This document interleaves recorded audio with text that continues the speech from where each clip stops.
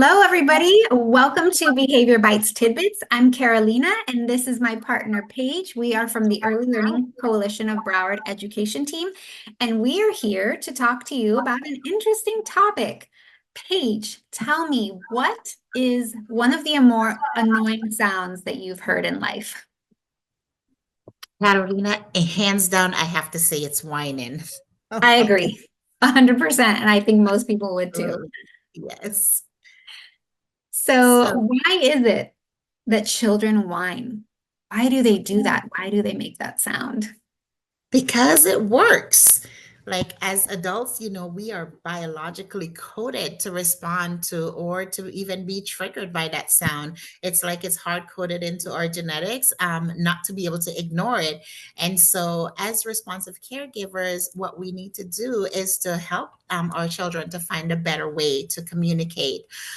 Interestingly enough, I was looking at this 2018 study that described what is termed as motherese or attention seeking. So essentially, what they were saying was that the whining sounds tends to be like the same high pitch kind of sing song voice that adults use when we're talking to babies. So that's also known as motherese. And so what these researchers were suggesting is that the whining is a way for the children to direct this type of speech back at their caregivers to capture their attention. Wow, that's really interesting. I had not heard of that. That's super interesting. So Mhm. we know that that sound, like you mentioned, is very triggering, and many of us do what they want us to do in order to get that sound to stop, right? And so it's Exactly. reinforcing that negative whining behavior that we want to stop. I know that many people, including me, will often say, how do you ask? Or talk like a big girl, things like that, or what do you say? And I want to encourage you not to do that as much as possible, because what we don't want is for children to be prompt dependent, meaning they're going to continue to whine until you've said, how do you ask? What we Mhm. want is really to cut out the whining entirely. So Paige and I have a little skit that we're going to do to try to model what we think works best. Absolutely. So, for example, you want a snack?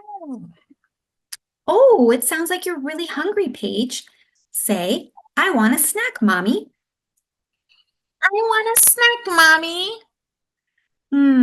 Say, mommy, can I have a snack, please? Mommy, can I have a snack, please? Oh, of course you can have a snack, sweetie. Would you like cheese and crackers, or would you like an apple with peanut butter? Cheese and I crackers. love how you asked that. I will go get that for you right now. All right, so we want to notice that I kept kind of like a neutral inflection there. I wasn't getting upset, even though I was very triggered by her whining. And I just told her what I wanted to hear. And the first time she whined through it, and I did not give in, right? Because the idea is we do not want to respond to the whining. We want to respond when they say it clearly with the voice that we intend. So that is kind of a little skit of how that's going to go.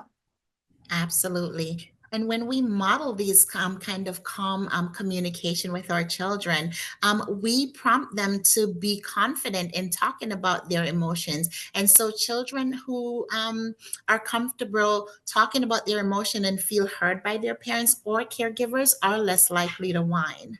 That is absolutely true. Always, we want to acknowledge the feeling, right? You always want to describe what the feeling is and then stay calm and patient as the adults. You're trying to always model that type of self-regulation and then give that positive reinforcement as soon as you see them doing the behavior you want, right? So I So, think that pretty much wraps it up. I mean, whining is definitely something that happens all the time, and many children do it. And if you stay consistent, you can stop it with this strategy. exactly. All right. All right. Thank you guys so much for joining us, and we'll see you next time on Behavior Bites. Have a great day.